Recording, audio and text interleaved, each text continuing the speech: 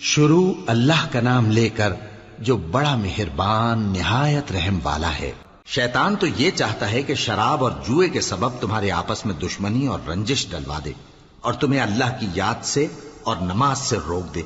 تو کیا تم لوگ ان کاموں سے باز آؤ گے؟ اور اللہ کی فرما برداری اور رسول کی اطاعت کرتے رہو اور ڈرتے رہو۔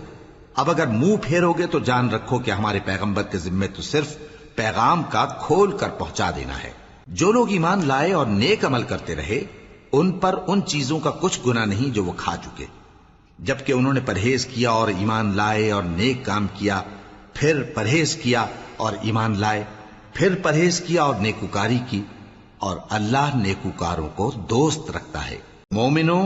کسی قدر شکار سے جن کو تم ہاتھوں اور نیزوں سے حاصل کر سکو اللہ تمہاری آزمائش کرے گا،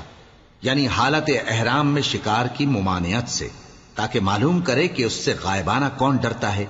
سو جو اس کے بعد زیادتی کرے تو اس کے لیے دکھ دینے والا عذاب تیار ہے۔ مومنوں، جب تم احرام کی حالت میں ہو تو شکار کے جانور نہ مارنا، اور جو تم میں سے جان بوجھ کر اسے مارے تو یا تو اس کا بدلہ دے، اور وہ یہ ہے کہ اسی طرح کا چوپایا جسے تم میں سے 2 معتبر شخص مقرر کر دیں قربانی کرے، اور یہ قربانی کعبے پہنچائی جائے، یا کفارہ دے اور وہ مسکینوں کو کھانا کھلانا ہے، یا اس کے برابر روزے رکھے تاکہ اپنے کام کی سزا کا مزہ چکھے، اور جو پہلے ہو چکا وہ اللہ نے معاف کر دیا، اور جو پھر ایسا کام کرے گا تو اللہ اس سے انتقام لے گا، اور اللہ غالب ہے، انتقام لینے والا ہے۔ تمہارے لیے دریا کی چیزوں کا شکار اور ان کا کھانا حلال کر دیا گیا ہے، یعنی تمہارے اور مسافروں کے فائدے کے لیے، اور جنگل کی چیزوں کا شکار جب تک تم احرام کی حالت میں ہو تم پر حرام ہے،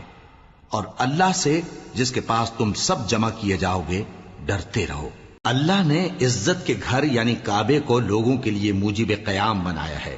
اور عزت کے مہینے کو اور قربانی کے جانور کو اور ان جانوروں کو جن کے گلے میں پٹے بندھے ہوں، یہ اس لیے کہ تم جان لو کہ جو کچھ آسمانوں میں اور جو کچھ زمین میں ہے اللہ سب کو جانتا ہے، اور یہ کہ اللہ کو ہر چیز کا علم ہے۔ جان رکھو کہ اللہ سخت عذاب دینے والا ہے، اور یہ کہ اللہ بخشنے والا ہے، مہربان بھی ہے۔ پیغمبر کے ذمے تو صرف پیغام پہنچا دینا ہے، اور جو کچھ تم ظاہر کرتے ہو اور جو کچھ مخفی کرتے ہو اللہ کو سب معلوم ہے۔ کہہ دو کہ ناپاک چیزیں اور پاک چیزیں برابر نہیں ہوتی، گو ناپاک چیزوں کی کثرت تمہیں اچھی ہی لگے، تو عقل والو اللہ سے ڈرتے رہو تاکہ کامیاب ہو جاؤ۔